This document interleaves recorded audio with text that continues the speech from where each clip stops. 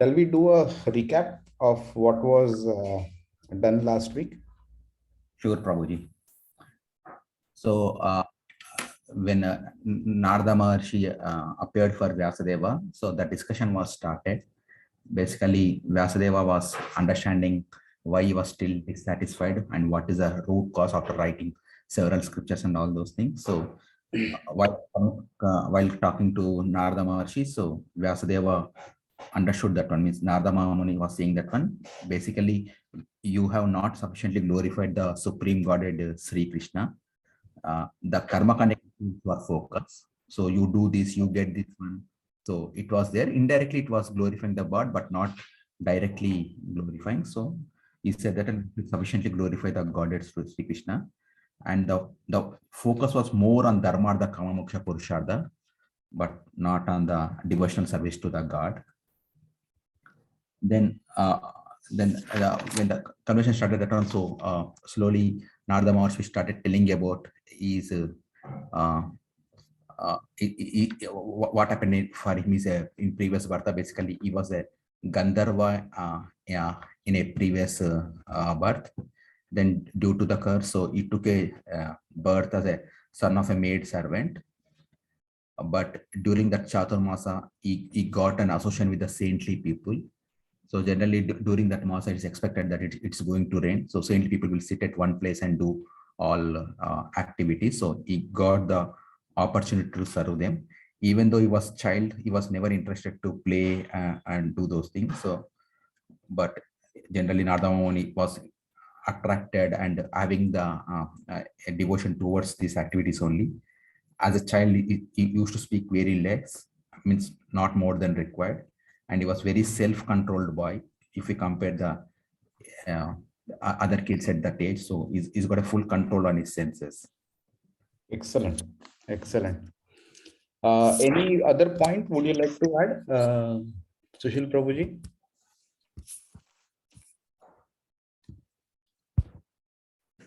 No, while discussing 20, we discussed Bhagavad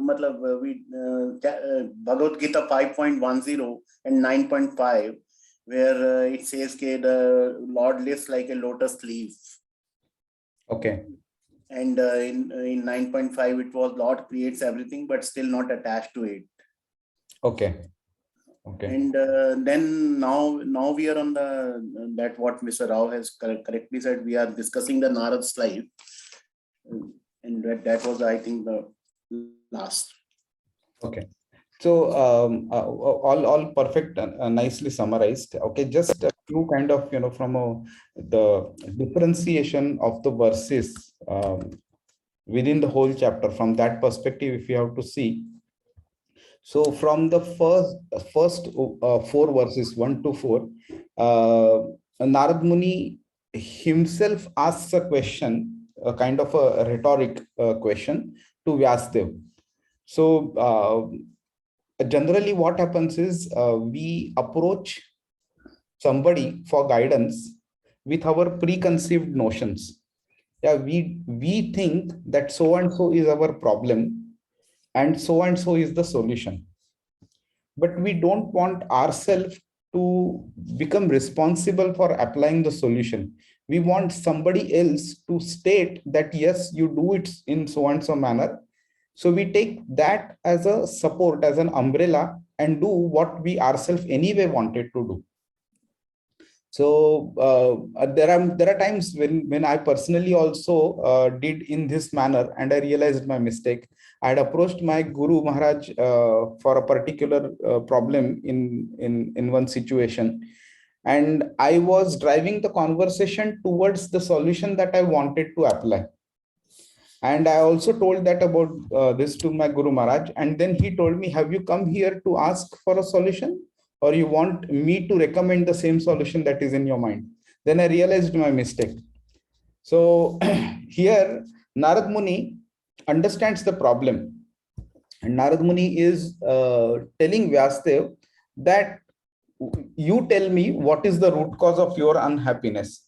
And Narad Muni gives a kind of a hint to what the problem is by asking him, are you satisfied by writing something which is which identifies with the body and the mind as the object of self-realization.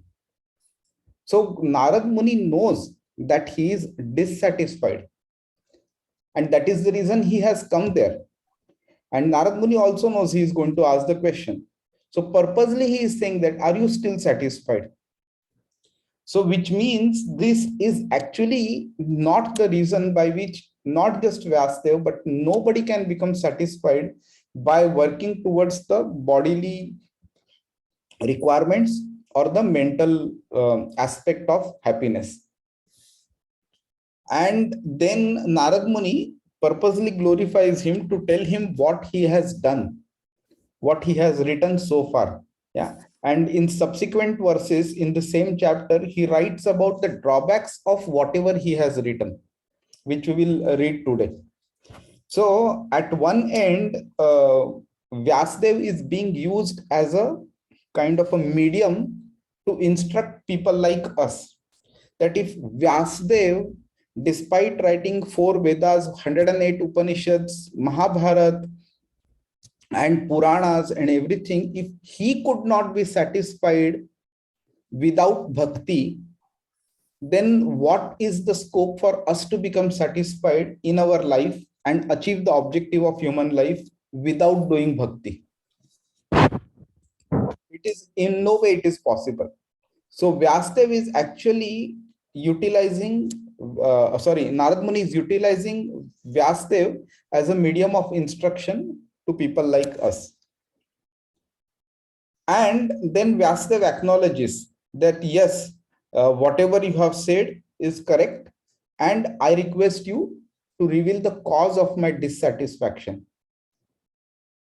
Now Narad Muni takes over the control, and that is from verse number 8 onwards, and it goes up till verse number 16.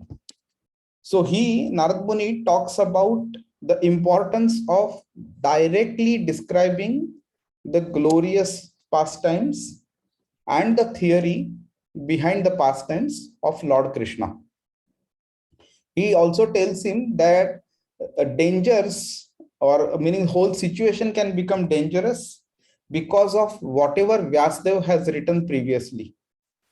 Okay, these, as Rao Prabhu said, this whatever Vyasdev has written only indirectly gives a hint to the glories of the Lord.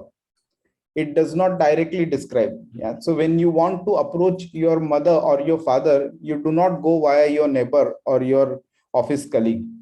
You obviously approach them directly. So that is the reason he is saying you need to directly describe the glories of the Lord. Then from verse number 17 till verse number 19, he also talks about the benefits of becoming a devotee of the Lord and serving the Lord Krishna. So he is saying that when you work or you serve the Lord as a devotee, your position is completely secure and there is no danger of fall down. And even in minor cases, even if there is a fall down, okay, the Lord protects you in all possible manners. Now, I believe you did until verse number 24, right? Last time. So we do from verse number 25 onwards today. So from verse number 20 till 22, the Lord is described both as impersonal and personal also. And despite the impersonal aspect of the Lord existing, the Narad Muni is telling Vyasdev to describe the personal pastimes of Lord Krishna, which also signifies, which we see in the second canto also, in the second or third chapter, second chapter, I think, the 3 stages of realizing God has been written. The first stage is the impersonal stage. The second stage is the Paramatma stage, and the third stage is the Bhagwan stage. The impersonal stage describes that the Lord does not have any form. So the Lord is there in everything, but he doesn't have a form. The second stage describes about the Lord being in the heart of each and every living entity as a Paramatma. And the third stage describes that the Lord is personal, he is a person, and he has a certain form. And what that form is also is explained by Bhagavatam. Then from verse number 23 onwards, Narad Muni starts talking about his own story in of the previous birth. And I think you did until 24. So we continue with that today, which will go up till verse number 31. So Narad Muni's story is spoken in this chapter only in 9 verses. And Vyasdev asks more detail about his life in the next chapter, chapter number 6. And then Narad Muni describes even more details about himself. Then the chapter starts at a concluding in the concluding section. So Narad Muni then that talks about the benefits, the glories of working in Krishna's service. And while doing that, you continuously remember about Krishna, you remember about the glories of Krishna, and you continue working in that mood. And finally, Narad Muni gives him an instruction of performing certain action. That action is to write or compile Srimad Bhagavatam, which is the complete history of the various incarnations of the Lord and Lord Krishna himself, the glories, the activities, his pastimes, everything, and with the intention to benefit the humanity, especially in Kali Yuga. This is the kind of division of this whole chapter.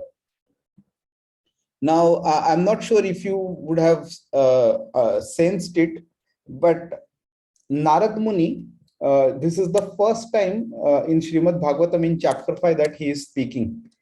But he will speak at least one verse, or at least he is referred to in each and every canto of Srimad Bhagavatam.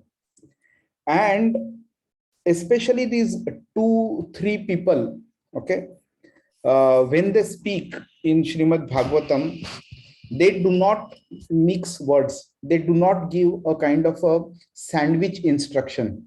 Sandwich instruction means you want to communicate the real meaning, but you sugarcoat it upper level and lower level with some nice palatable instruction, and then with that you give the medicine inside. So these people like Brahma, whenever he speaks, or Narad Muni, whenever he speaks, or I think Shukadeva Goswami, yeah, correct. These 3 people, at least from my understanding, they have not given a single sugar-coated instruction in the whole of Bhagavatam. It is completely to the point, and just like a hot knife, how it can cut a butter cube or butter kind of a pot of butter, it will just slice it in the middle exactly. These instructions work in that manner exactly. So they have not mentioned that, okay, it is okay to do XYZ, but ABC is better. They have not given any such kind of instruction. They have always said that XYZ is bad because it does not achieve the ultimate objective. And to achieve the ultimate objective, ABC is required to do. This is how the clarity of instruction is. So we will see this from verse number 25 onwards. Anybody has any question around this, or we can move on? No, Prabhu. It's fine, son. Yeah. Okay. So,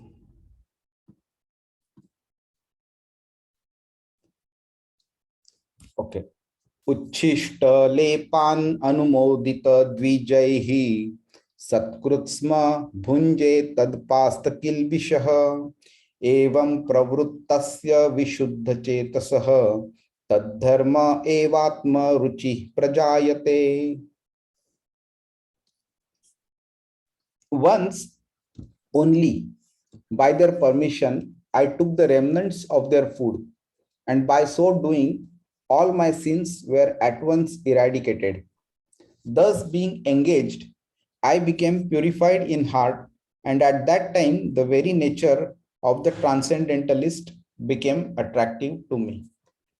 A very important verse, a very important point to be understood from this one. We will read the purport. I just love the purports Prabhupada has written, especially for the first and second canto. So it's meaning something we should not compromise upon. Purport by Srila Prabhupada, Jai Srila Prabhupada. Pure devotion is as much infectious in a good sense as infectious diseases. A pure devotee is cleared from all kinds of sins.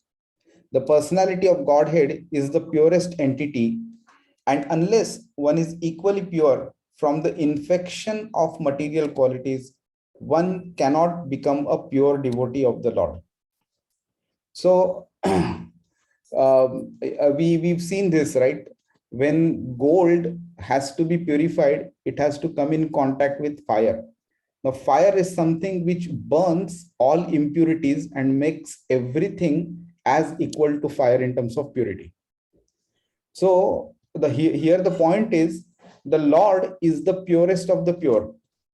Now, to associate with the Lord or to invite the Lord to sit in our heart, or to give a warm welcome to the Lord and asking him to come over to, in front of us, it is not practically possible because we are ourselves not pure.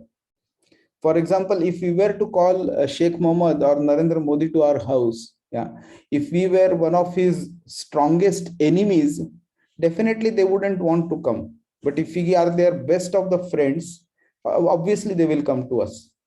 So similarly, for us to be able to associate with the Lord, we have to become pure. Only then the Lord will want to associate with us. Or otherwise, we have to be as worst as possible, like Ravan or Shishupal or something like that, Hiranyakashipu. Right? Then the Lord will come to kill us. Obviously, when the Lord kills also, the person is benefited. But then if your objective is to call the Lord in any manner, why not in the form of bhakti, and why in the form of enmity? So the point here is we need to become pure, and bhakti is the process of purifying ourselves. The Bhakti Vedantas, as above mentioned, were pure devotees, and the boy became infected with their qualities of purity by their association and by eating once the remnants of the foodstuff taken by them. So he is not saying that it is a slow or a gradual process, that you have to continuously eat remnants and one day after day after day. Only then minor differences will be happen, and over a period of time, gradually you will become pure. The point here is, even once, if we eat the remnants of a pure devotee, it actually is more than sufficient for us to purify ourselves. And when certain times when the remnants of a pure devotee are not available, the remnants of the Lord's food can be eaten, which is called as prasad. Such remnants may be taken even without permission of the pure devotees.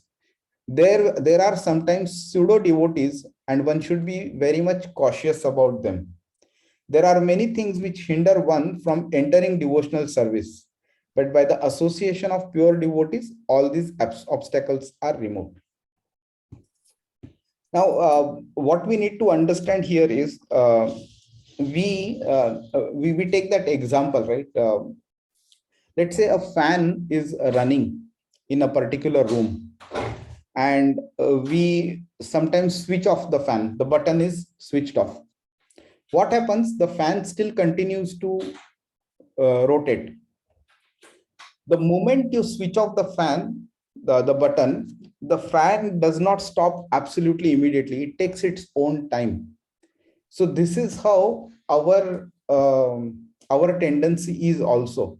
We have been contaminated by the material impurities for so long that just because we start chanting Hare Krishna Mahamantra, we will not become pure. Not because the mantra does not have potency, but we do not have the qualification to become as pure as possible. and the fan continues to rotate for a while. Similarly, our tendency to commit those mistakes or sinful activities, they start going away gradually. It also depends on how much surrender we have for the Lord and his instruction and to the holy name, based on which how much pure we will become is determined. So Prabhupada is writing here that these impurities in our mind, these contaminations and these sinful tendency to commit sinful activities, they are the hindrances of performing devotional service. These factors hinder us. But how do you remove this factor? Is by association of pure devotees. Now, if these factors are there which are causing us to which are avoiding us from performing devotional service, and if we not do devotional service, then these factors are only going to increase by strength. So at one end we are unable to perform devotional service because of these factors. At the other end there is no remedy as well, so this will not work.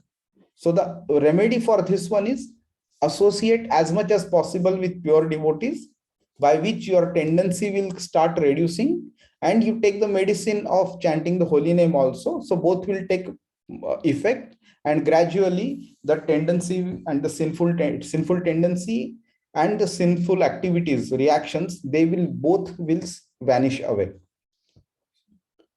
The neophyte devotee practically becomes practically enriched with the transcendental qualities of the pure devotee, which means the attraction for the personality of Godhead's name, fame, qualities, pastimes, etc. Infection of the qualities of the pure devotee means to imbibe the taste of pure devotion always in the transcendental activities of the personality of Godhead. So when we associate with people, there are two mechanisms of association. One is to give our association to somebody, and one is to take association of somebody towards ourselves. So for example,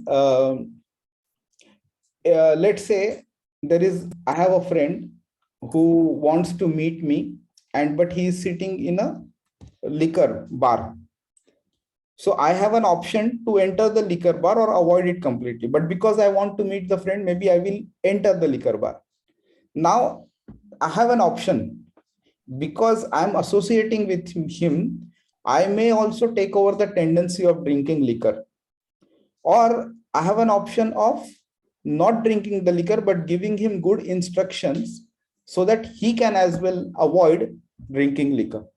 So the friendship or the meeting continues to happen, but who gives the association to whom, that matters more.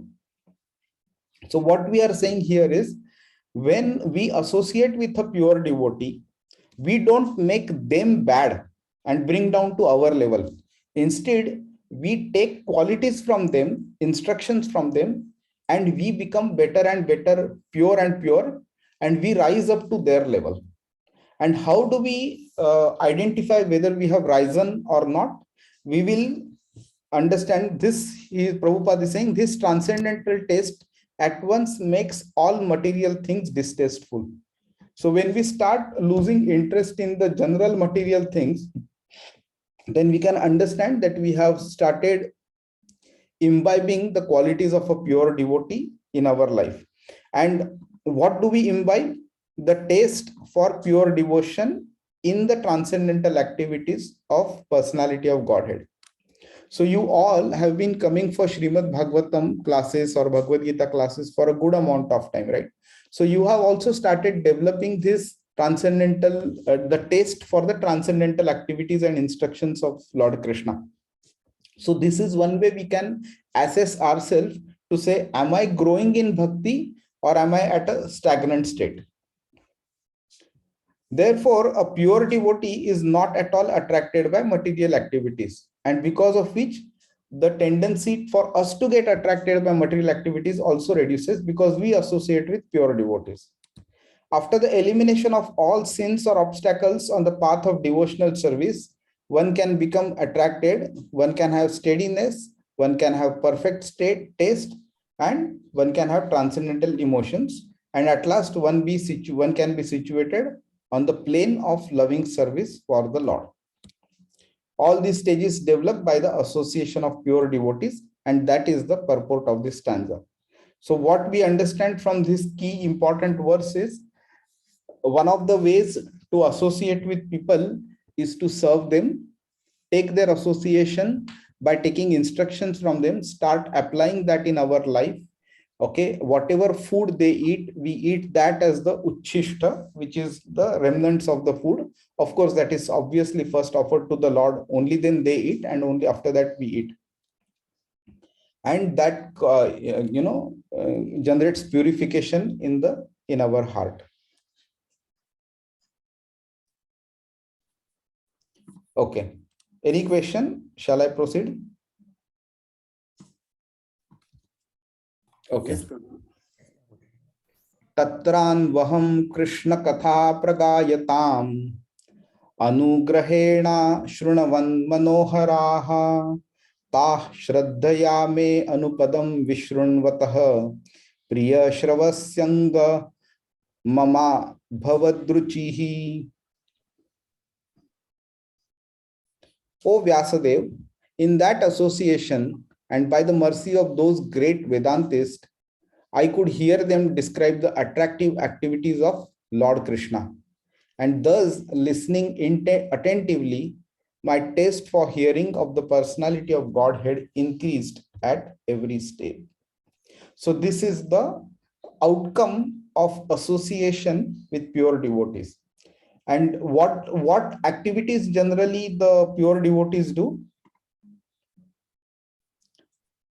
Any guesses? Basically, the chanting, puja, glorifying the God, spreading. Okay, so specifically in Srimad Bhagavad Gita, in Chatushloki Bhagavad Gita, we see this verse. So the thoughts of my pure devotees dwell in me. Their lives are fully devoted to my service, and they derive great satisfaction and bliss from always enlightening one another and conversing about me. Yeah. So point is mat chitta. So the thoughts are in me. Mat gata prana, meaning their lives are devoted. And bodhayantah parasparam. Parasparam meaning towards each other. Bodhayantah meaning to talk about or to preach about the Lord. And what are they talking about? Kathayantascha, meaning talking about me, mam, and not once or twice, but eternally, continuously. And what is the outcome of this one? Tushyanti cha and ramanti cha. Tushyanti is satisfaction, ramanti is to enjoy. Enjoy. What are they enjoying? Obviously about the Lord, about the transcendental glories of the Lord are being discussed. So here we see this happening here. And what has happened as an outcome, Narad Muni in his previous life, he also started developing a taste to hear about the Lord, gradually increasing at every step. The purport is a bit big, but let's read it. Yeah, the purport by Srila Prabhupada, Jai Srila Prabhupada. Lord Krishna, the absolute personality of Godhead, is attractive in not only in his personal features but also in his transcendental activities. It is so because the absolute is absolute by his name, fame, form, pastimes, entourage, paraphernalia, etc. The Lord descends to this material world out of his causeless mercy and displays his various transcendental pastimes as a human being, so that human beings attracted towards him become able to go back to Godhead. Now, this is one important point we understand. Yeah, so what is the need for the Lord to come down? Yeah, he can say, he can take a stand to say that I have given Vedas to you, I have given Bhagavad Gita to you, I have given this, that, and everything. Follow this, read it, apply in your life, and then if you are eligible, come back to me. But he doesn't do that, because he, out of his special and kind of causeless mercy, there is no compulsion on him to come down, but he comes only out of his his will, his mercy that he has on us. And he performs certain activities which become very attractive to us. Let's say, for example, if a person drives from Dubai to Abu Dhabi, so will that attract us? Nothing. There is hardly anything. Millions of people are doing that on a daily basis. But when we see that the Lord lifted the Govardhan hill for 7 days, these are superhuman pastimes beyond the imagination of people like you and me. Then because these pastimes are not imaginable by us, they become attractive to us. That's why the Lord comes and he performs such pastimes which are uh, difficult to envisage. And once we understand about these pastimes, we also understand the greatness of the Lord who performs these pastimes. So for us to become attracted towards him, he not only comes down or not only performs pastimes, but he performs in such a manner that it will attract the devotees. And it also has a hidden intention that those people who do not wish to believe the Lord, they can also develop that thought process that this is nonsensical, this is mythological, this is not possible, this is just your imagination and story. Nothing like this happened or can ever happen. So when such pastimes are performed, they serve a dual intention, that those who want to go away from the Lord, they get good material, good thought process, good reasoning power to go away. And those who want to become attracted to the Lord, they become attracted. So men are naturally apt to hear stories and narrations of various personalities performing mundane activities, without knowing that by such association one simply wastes valuable time and also becomes addicted to the three qualities of mundane nature. Instead of wasting time, one can get spiritual success by turning his attention to the transcendental pastimes of the Lord. By hearing the narration of the pastimes of the Lord, one contacts directly the personality of Godhead. And as explained before, by hearing about the personality of Godhead from within, all accumulated sins of the mundane creature are cleared. So now this talks about the benefits of hearing the pastimes of the Lord and the drawbacks of hearing activities of mundane people.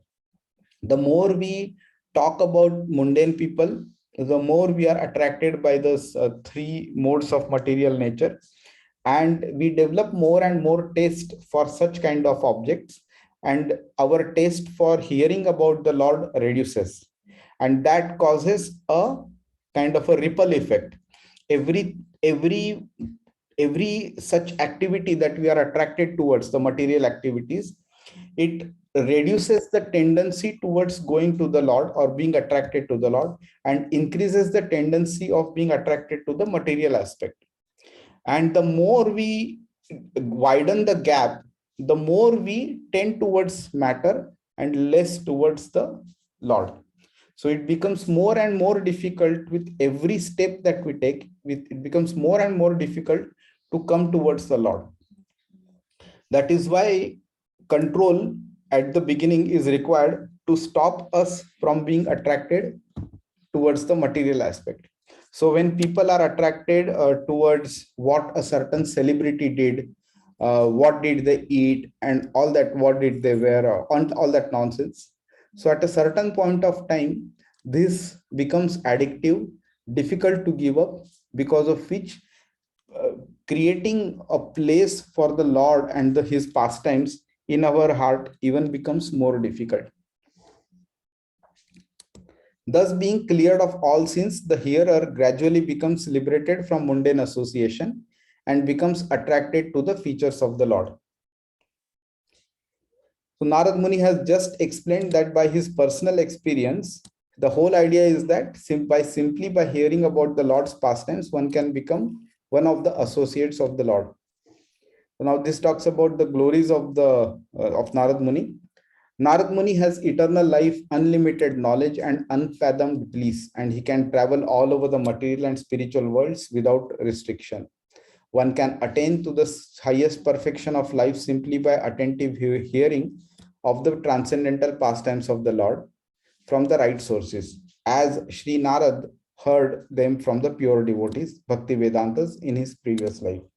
The process of hearing in the association of devotees is especially recommended in this age of quarrel, that is Kali.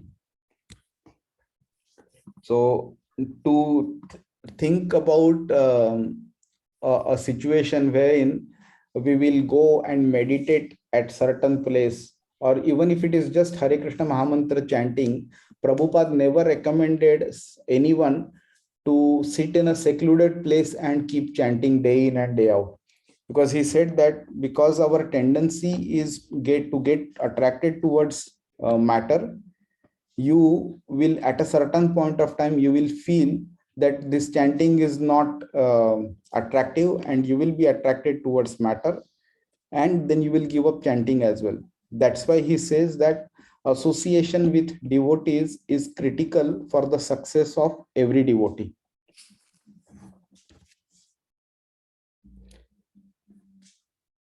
Okay, any question? Shall I move on? Yes, Prabhu. Yes, Prabhuji. तस्मिंस्तदा लब्धरुचेर्महामते प्रियश्रवस्य अस्खलितमतिर्मम यया हमेतत् एतत् सद् असत् स्वमायया पश्ये मयि ब्रह्मणि कल्पितं परे. O great sage, as soon as I got a taste of the personality of Godhead, my attention to hear of the Lord was unflinching. And as my taste developed, I could realize that it was only in my ignorance that I had accepted gross and subtle coverings, for both the Lord and I are transcendental. So what happens when we associate with pure devotees? We develop a taste, and when we develop the taste, the attention increases, the focus increases, the taste becomes stronger, our faith increases, and our application of those instructions increase. Our ignorance decreases, and our mode of goodness increases. Mode of passion and ignorance, Rajogun and Tamogun, both decrease, goodness increases. We start getting critical knowledge, we develop critical knowledge, and we start applying that knowledge that we are a soul, we are not the body, in a better manner. So purport, let's read. Purport by Srila Prabhupada. Jai Srila Prabhupada. Ignorance in material existence is compared to darkness, and in all Vedic literatures, the personality of Godhead is compared to the sun. Wherever there is light, there cannot be darkness.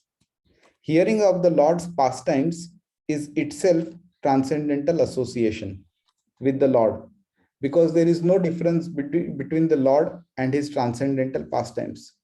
So when you associate with the Lord's pastimes, it is equivalent to directly associating with the Lord. And how this is, can anybody speak? Do you think, why do you think this is, meaning how can you explain this?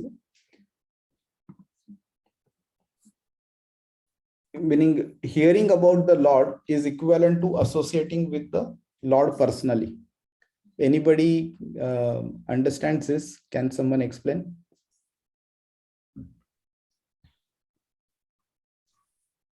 Prabhu, at various places it is said that Lord and his all pastimes and all these things he is one. उनका नाम और उनकी लीला, हाँ, दोनों एक ही, मतलब एक ही है. Okay, so to explain this, the example is given of water. So when we are thirsty, we have to drink water. Just by chanting the name of water, our thirst will not go off. That is because the word water and the actual substance water are both different. The word water does not mean or does not is not actual water, and the actual water is not the word water. But this is not the case with the Lord.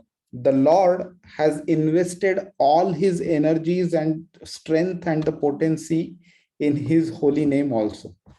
That is why it is said that by chanting, you are actually associating with the Lord. So because this water is part of the material world, that's why it is not absolute in nature, which means, as we said, the name or the word water and the physical substance water are different. But in the case of the Lord, because it is transcendental beyond these material modes, that's why, and it is absolute in nature, that's why the name of the Lord and the Lord himself actually are not different. They are one and the same. This is a kind of an example to explain it. So to become associated with the supreme light is to dissipate all ignorance. So as we were talking about previously, to invite the Lord in our heart, it has to get rid of the impurities. So when we want to associate with light, what do? We switch on the light in the room. And the moment the light is switched on, all darkness is gone. It just goes away completely. So light is compared with knowledge and darkness is compared with ignorance. So when you want to remove darkness, you switch on light. Similarly, when you want to drive away ignorance, you bring in knowledge of the Supreme Lord. So when you associate with the supreme light, it dissipates all ignorance. By ignorance only, the conditioned soul wrongly thinks that both he and the Lord are products of material nature. But in fact, the personality of Godhead and the living beings are transcendental. They have nothing to do with the material nature. Now, what does this mean? So for many times we think, right, or we hear people saying that Lord Krishna died on so and so date or so and so year. Okay, so they don't understand that the death and the birth are applicable to somebody whose body and the soul are different. We have learned from Bhagavad Gita that we are this soul, we are not this body. We are a soul, we are not this body. So that means a soul and a body are different from each other. But in the case of the Lord, the soul and the body is one and the same. It is absolute. That's why when the Lord appears and when he goes back, it is not that the Lord has died. It's the Lord who has disappeared from this earth. And how do we understand? When Lord Krishna departed this world after completing his pastimes on earth, the word that Shukadev Goswami has used to describe that current situation was Swatanum. He is used at Tanu meaning body. So he is saying along with his body, he departed towards his Dhama, Swadhama and Swatanum. Swadhamo Pagate is the word used over there, and Swatanum is another word used there.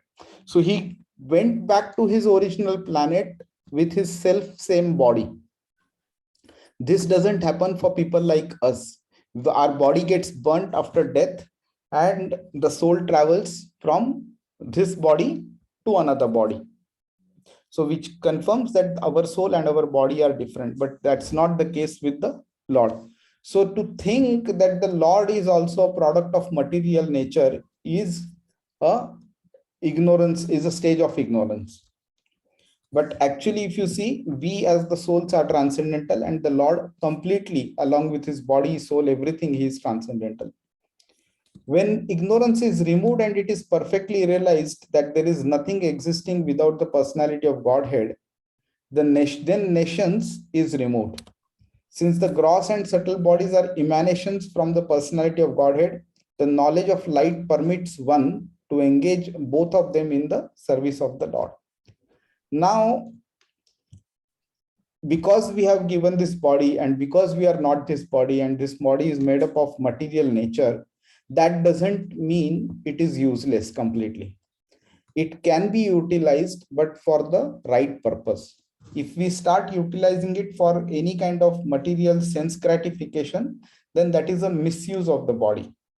If we start using it for the service of the Lord, then that is the right use of the body.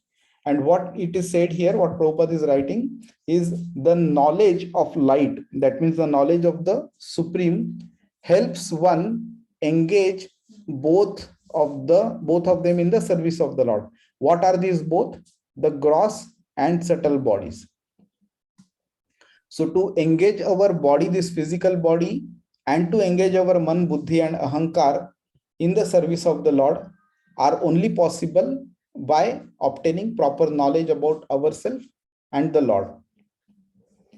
The gross body should be engaged in acts of rendering service to the Lord, as in bringing water, cleansing temple, making obeisances, etc. The path of archana or worshipping the Lord in the temple involves engaging one's gross body in the service of the Lord. So this can be understood, right? When we have to do a deity worship, if we do not have this physical body, how difficult it would be to put up a garland on the body of the Lord, or to apply chandan to the feet of the Lord, or put up a tulsi on the feet of the Lord. Yeah. Similarly, the subtle mind should be engaged in hearing the pastimes of the Lord, thinking about them, chanting his name, etc. All such activities are transcendental. None of the gross or subtle senses should otherwise be engaged, which is a kind of a instruction being given here. If you start engaging these gross and subtle body in any material sense gratificatory activity, it is only going to create more disturbances and drive us away from the Lord. Such realization of transcendental activities is made possible by many years of apprenticeship in the devotional service. But simply attraction of love for the personality of Godhead, as it was developed in Narad Muni by hearing, is highly effective. So we have a slow method, we have a fast method, and hearing about the Lord and associating with devotees is a faster method than the regular one. Prabhu, can you just again go to the verse 27? No, what he means, I had accepted this body, accepted this gross and subtle coverings. That is. Okay. So it's not giving him a choice. Basically, we can understand I had accepted as that I have a choice. That's why I accepted. But here it is to be understood that this acceptance is not from the form of my choice, but it is more about the activities and karma that I had performed, because of which I had to accept this one. Yeah, that slight confusion. So he is saying here that this body is actually a subtle covering, whereas me as a soul, I am transcendental, similar to the Lord. So we accept it only because of our mistakes, any new gross body. Okay, text 28. I'll try to do until 31 today, because it actually ends the story of Narad Muni. And then in the next class, maybe we can finish the chapter until verse number 40. Itham sharat pravrushika vrutu hare vishrunvato me anusavam yashomalam sankirtyamanam munibhir mahatmabhihi bhakti pravrittatma rajastamopaha. Translation. Thus, during two seasons, the rainy season and autumn, I had the opportunity to hear these great souled sages constantly chant the unadulterated glories of the Lord Hari. As the flow of my devotional service began, the coverings of the mode of passion and ignorance vanished. So now we see here even a higher level stage of associating with people, the devotees, hearing from them, and having the effect of the mode of passion and ignorance getting removed. So let's read the purport. Transcendental loving service for the Supreme Lord is the natural inclination of every living being. The instinct is dormant in everyone, but due to association of the material nature, or the modes of passion and ignorance cover this from time immemorial. A very important point to think that the soul may be a kind of behaving in a bad manner, because of which he has performed many sinful activities. But despite whatever stage he is in, the inclination towards the Lord exists with each and every soul. It's only that it is there in a dormant stage. Then the only thing that is required for one to be brought back onto the right path is the association with pure devotees. That's why it is called as mercy. If by the grace of the Lord and the great soul devotees of the Lord, a living being becomes fortunate enough to associate with the unadulterated devotees of the Lord and gets a chance to hear the unadulterated glories of the Lord, certainly the flow of devotional service takes place like the flow of a river. So what has been mentioned here? You have a current state which is not the right state, but it doesn't mean that one has to lose hopes completely. There are two factors. If one cannot develop it instinctively towards to get attracted towards the Lord, then the Lord still does not leave the person or that soul that way. Either he will display mercy on the on that soul, by which he can come to the right path, or he will send good people, the pure devotees, which is mentioned here as the great souled devotees of the Lord, and he will somehow develop attraction based on their instructions. He will develop an attraction for the Lord. So the cause is basically the pure devotees coming in contact with this particular person. And if he gets a chance to hear that glory, then the devotional service starts flowing like the flow of a river. As the river flows on till she reaches the sea, similarly pure devotional service flows by the association of pure devotees till it reaches the ultimate goal, namely transcendental love of God. So the river will not stop until it meets the sea. Similarly, the devotional service will not stop until it reaches the Supreme Lord himself. Such a flow of devotional service cannot stop. On the contrary, it increases more and more without limitation. And the flow of devotional service is so potent that any onlooker becomes liberated from the influence of Rajo and Tamogun. And these two qualities of nature are thus removed, and the living being is liberated, being situated in his original position. So this is actually, if you look at it, it's a kind of a process flow, step by step, giving instruction as to what happens in the association of pure devotees. How does one rise from one step to another, to another, to another, and until the ultimate aim, to reach to the Lord. Any question on this? Can I move on? No, yes, Prabhu. Okay. Rao Prabhu, Rakesh Prabhu ji, all okay? All okay, Prabhuji. Tasvai, yeah, okay.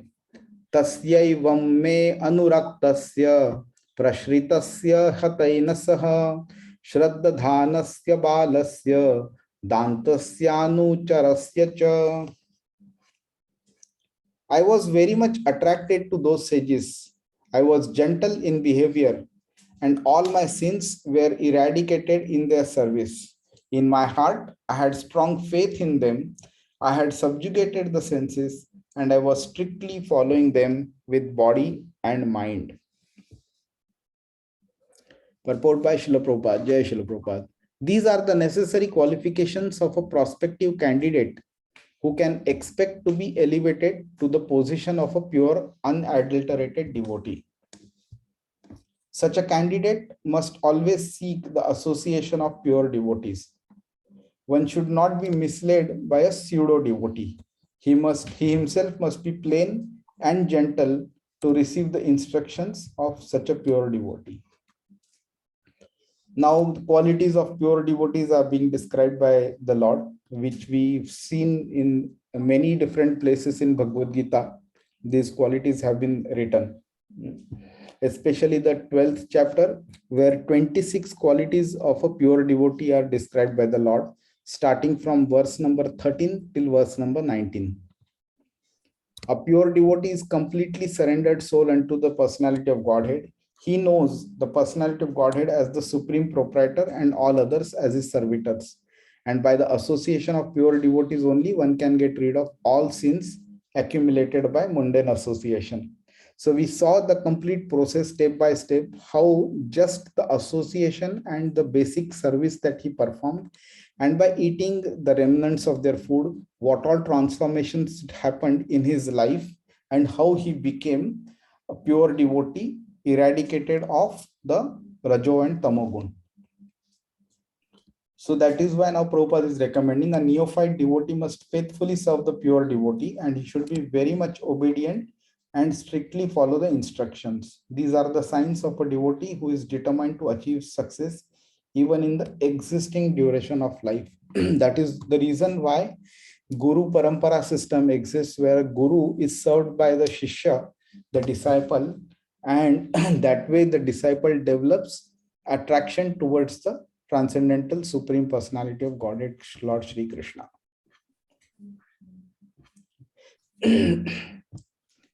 We'll move on. Text 30. Jnanam guhyatamam yattat sakshat bhagavatoditam anvavochan gamishyantaha krupayadina vatsalaha. As they were living, those Bhakti Vedantas who are very kind to poor-hearted souls instructed me in that most confidential subject which is instructed by the personality of Godhead himself. This is the true replication or kind of a practical implementation of this verse in 4th chapter, 34th verse. Tad vidhi pranipatena pariprashnena sevaya upadekshanti te jnanam jnaninas tattvadarshinaha. Just try to learn the truth by approaching a spiritual master. So this is an instruction, and the process mentioned is inquire from him submissively and render service unto him. The self-realized souls can impart knowledge unto you because they have seen the truth. So now in this verse, if you analyze, sorry, those people who are from the parampara, realized pure devotees, they have seen the truth, which means this becomes their eligibility to be able to impart the truth to somebody. And this truth should be learned by approaching them and taking them up as a spiritual master. And what is the process? First is to render service. Okay, that vidhi pariprashnena sevaya, meaning you have to render service to them, then inquire submissively, and only then they can impart knowledge to you. So you cannot approach a spiritual master to say, okay, this is 10,000 rupees, come on, 2 hours every week, you have to teach me. Yeah, it doesn't work that way for spiritual knowledge. For material knowledge, teachers can take money and teach as much as you want, as much as you have money. But spiritual knowledge flows only by submissiveness and surrender to the spiritual master as well as the Lord. A pure Vedantist or a Bhakti Vedanta instructs followers exactly according to the instructions of the Lord Himself. The personality of Godhead, both in Bhagavad Gita and in all other scriptures, has definitely instructed men to follow the Lord only. The Lord is the creator, maintainer, and annihilator of everything. The whole manifested creation is existing by His will, and by His will, when the whole show is finished, He will remain in His eternal abode with all His paraphernalia. Okay, this particular stuff relates with the creation, maintenance, and destruction aspect of the material world. Some of the points you may not be able to understand, which is fine. We will touch upon these topics later, subsequently. But for the moment, it's just sufficient to understand that the material creation is comes into existence, remains for some time, and is destroyed every time. Yeah, and is recreated every now and then. This we will see in the 8th chapter. We will see partially in the 9th chapter also, and we will see in 4 different places in Srimad Bhagavatam. One is when Shukadev Goswami is instructing to Parikshit Maharaj. One is when Brahma is explaining this to Narad Muni. One is when Maitreya Rishi is explaining this to Vidura, that is in 3rd canto. And the last time when in the 11th chapter, the Lord Himself is explaining to Uddhava. Now, the reason why this whole thing is being talked about in so many different places, in so many times, is because this concept is not just difficult to understand, but it is very critical, very important to understand. Once we understand this concept of creation and the purpose behind creation, then taking this as our fundamental, we can understand absolutely any other topic of philosophy. Generally, we give this as an example that the science may be able to tell us, okay, let's assume, although hypothetical, but let's assume the science may be able to tell us how the world was created, or the universe was created, or how the whole material creation was created. But science will never be able to tell you why it was created. Let's assume all their theories of Big Bang and everything and all that, they realize that that is nonsense. But somehow tomorrow, 1,000 or 100,000 years later, they are able to understand why how it was created, but they will still never be able to tell us why it was created. And this why of the creation can only be understood based on the purports or based on the teachings of Bhagavad Gita and Srimad Bhagavatam. And that is more important. Why is more important than how?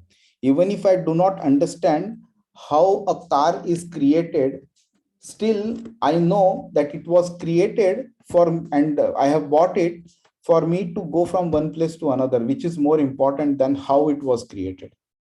The why aspect is more important. Before the creation, he was there in the eternal abode, and after the annihilation, he will continue to remain. He is not, therefore, one of the created beings. He is transcendental. Okay, this comes about the 4th chapter. In the Bhagavad Gita, the Lord says that long before the instruction was imparted to Arjun, the same was instructed to the sun god, and in course of time, the same instruction being wrongly handled and being broken was again instructed to Arjun because he was his perfect devotee and friend. Therefore, the instruction of the Lord can be understood by the devotees only and no one else. Now, to think of a situation where Bhagavad Gita can be understood by people who do not believe in Lord Krishna will not be correct. At one end, the Lord is saying that Manmana bhava madbhakto madhyaji mam namaskuru. मामे वैश्यसी सत्यम ते प्रतिजाने प्रियोसी में सर्वधर्मान परित्यज्य माम एकम शरणम Vraj. He sings सर्वधर्मान परित्यज्य, give up all kinds of religion. When he talks about religion, he doesn't talk about Hindu, Muslim, Christian. He's talking about Brahman, Kshatriya, Vaishya, or Brahmacharya, and anything. He's saying all these kind of religion, give up, just become my pure devotee, surrender unto me. Now, when we do not, when one does not believe in the existence itself of Lord Krishna, he will never understand that Lord Krishna is supreme, because for him, Lord Krishna does not exist. He is an imaginary, a mythological figure. In such a case, when you do not believe even the existence and the supremacy of the Lord, where does the question of understanding this instruction and applying it in your own life come into picture? That is even a higher stage. So to be able to understand the instruction of Bhagavad Gita and Bhagavatam and to apply that in your own life requires a decent level of faith in the Lord and his instructions.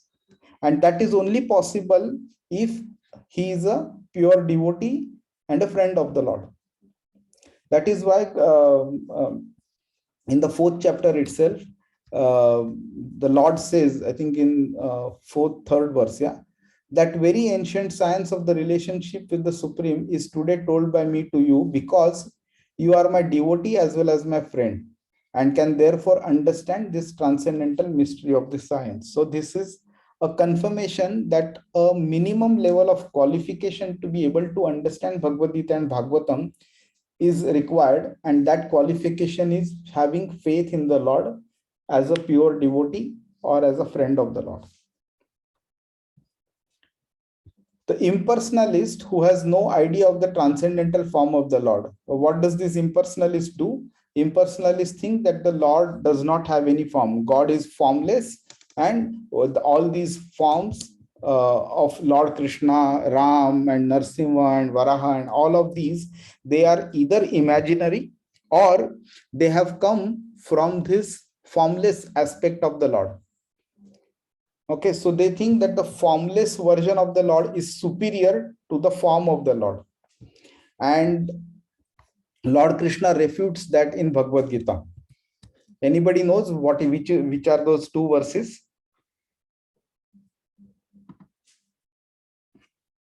Nobody? Chapter 9, is it? Yes, chapter 9. Which verse is that? Nachamastani and Mastani, those two. No, that is about the creation aspect. That is 9.11. We will reach that. But we are talking about these two verses. Okay, 24 and 25. So unintelligent men who do not know me perfectly think that I, the Supreme Personality of Godhead Krishna, was impersonal before and have now assumed this personality. Due to their small knowledge, they do not know my higher nature, which is imperishable and supreme. So what is he saying here? That foolish people think that Krishna was impersonal and he has now assumed his personality. Or for that matter, even if it were not Krishna and something else that was impersonal, and that something else has become Krishna now. And this small knowledge, okay, because of that, they are unable to understand Krishna's higher nature, which is supreme, superior to even the impersonal aspect. And he is saying further that I am never manifest to the foolish and unintelligent. For them, I am covered by my internal potency, and therefore they do not know that I am unborn and infallible. And in verse number 11 from the 9th chapter, he talks about a bit more in a hard manner. Fools deride me when I descend in the human form. They do not know my transcendental nature as the supreme Lord of all that be. So he is saying here that to think of me as either formless or an ordinary human being, both are on the level of foolishness. So the impersonalist also thinks that God does not have a form. which also means that the form of the Lord is considered to be inferior to the formless aspect of the Lord. And that is why the impersonalist is considered by the Lord himself as foolish. And because you consider the Lord as inferior compared to whatever else, that is the reason why you would not have instructions, you would not have faith in the instructions of the Lord, and they will never be able to understand this confidential message. So if I do not believe a person altogether, how is it possible that I will take the instructions from such a person? Impossible. And when you cannot take instructions because you do not have faith, obviously you will never apply that in your life. The expression most confidential is significant here because knowledge of devotional service is far, far above knowledge of impersonal Brahman. Jnanam means ordinary knowledge or any branch of knowledge. This knowledge develops up to the knowledge of impersonal Brahman. Above this, when it is partially mixed with devotion, such knowledge develops to the level of knowledge of Paramatma, all the all-pervading Godhead. And this becomes more confidential. And but when such knowledge is turned into pure devotional service and the confidential part of transcendental knowledge is attained, it is called the most confidential knowledge. Okay. Where did we learn this, Rakesh Prabhuji?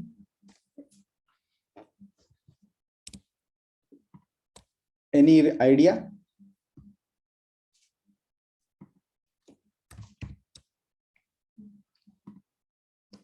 So in 9.1, What is that you're asking?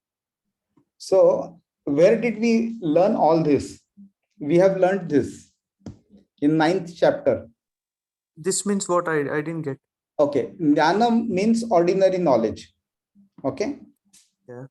Of or any branch of knowledge. This knowledge develops up to the knowledge of impersonal Brahman at the most.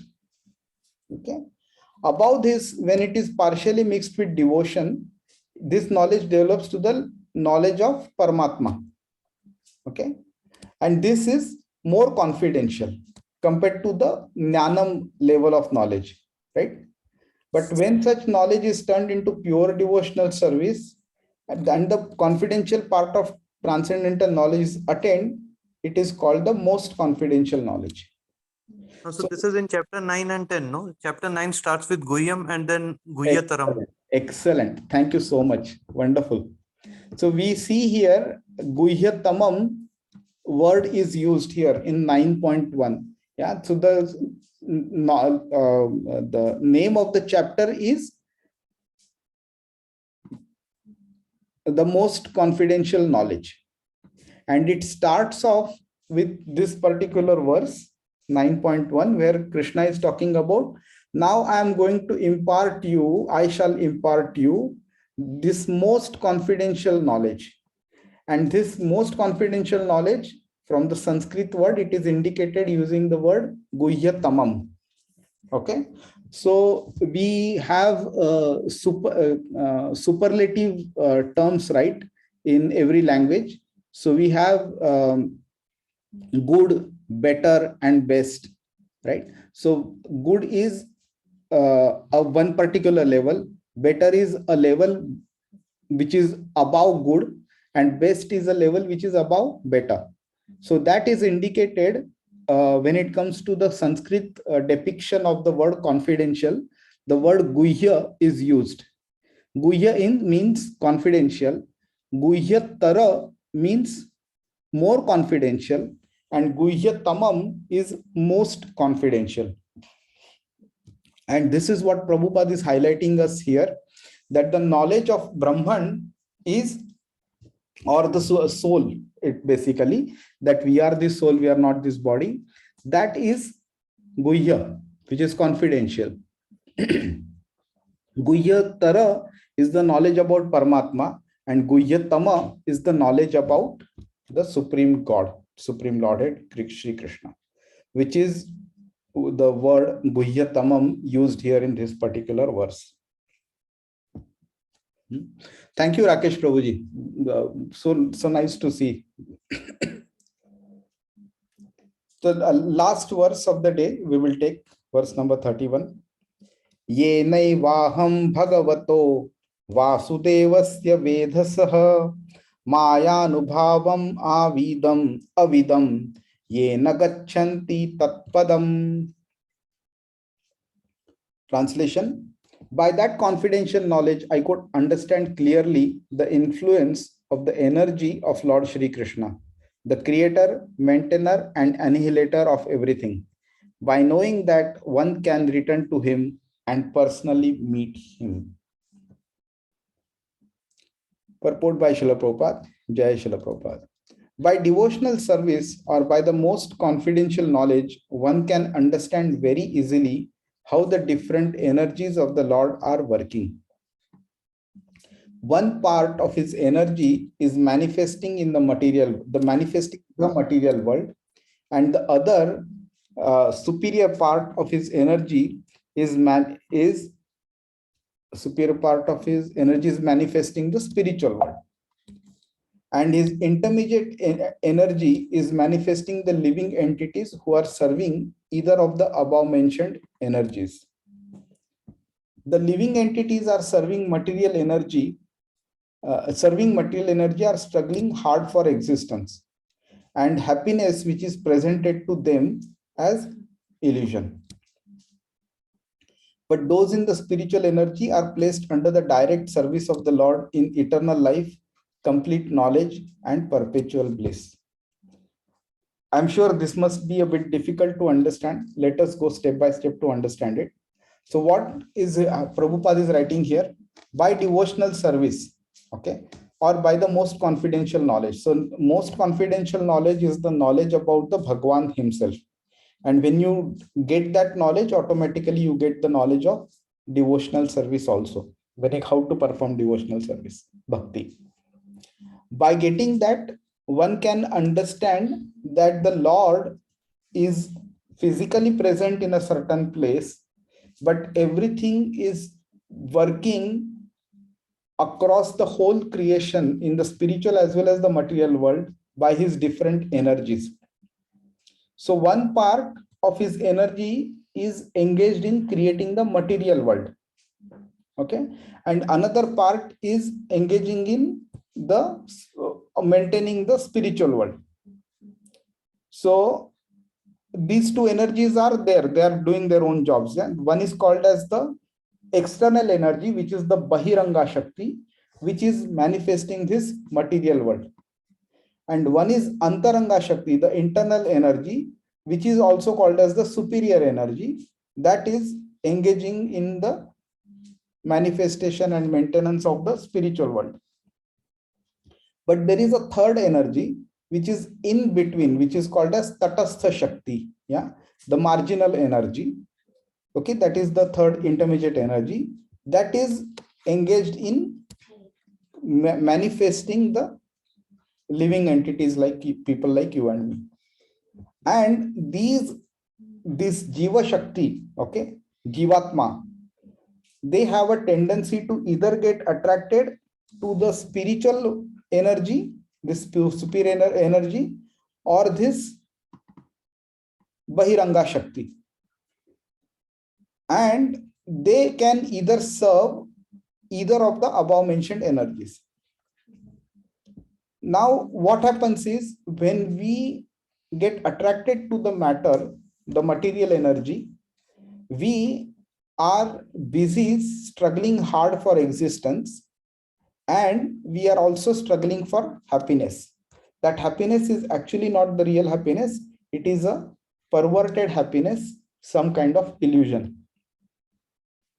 Okay, but what the Lord does, he gives equal provision to both the people, both those who are under the influence of spiritual energy and those who are under the influence of the material energy.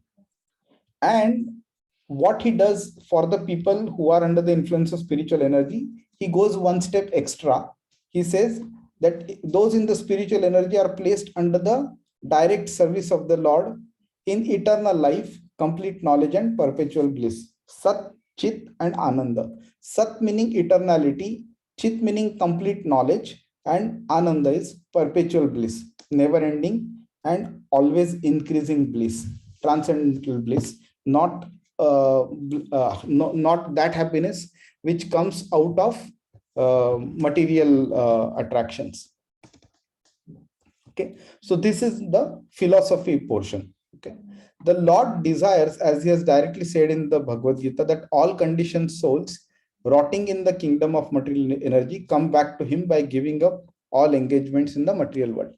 Again, I'm sure this is simple to understand. This is the Lord's objective, that he wants us, all of us, to leave this material world, give up our material engagements, our desires, our sinful tendency, and go back to him. That is what the Lord wants it. That's why he creates arrangements in the material world for us to become dissatisfied with the material world, so that we can go back to him. So when we see that we do sometimes behave good, but still a bad activity happens to us, then we automatically become disinterested. Yeah. So gradually this material world and the incidents and experiences that we get out of this material world, they create some kind of dissatisfaction in us.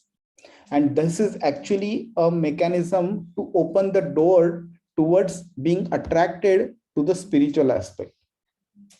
If everything were so good in this material world, nobody would want to come out of it, right? And this is the most confidential part of knowledge.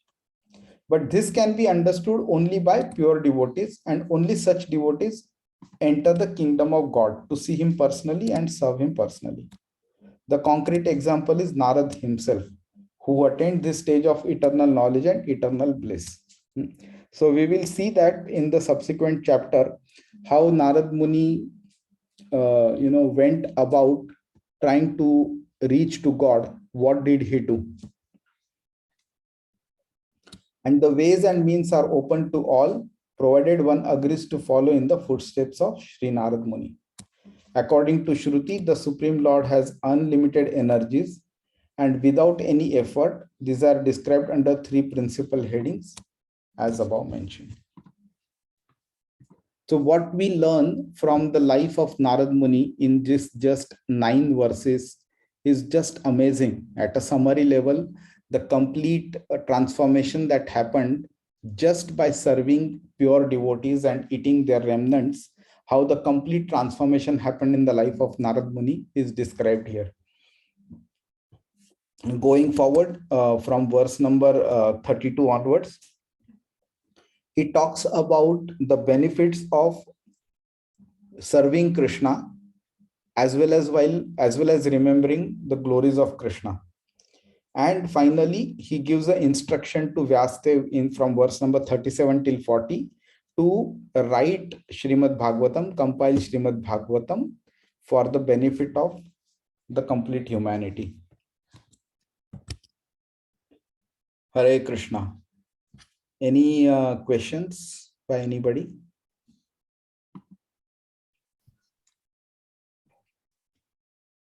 Hare Krishna.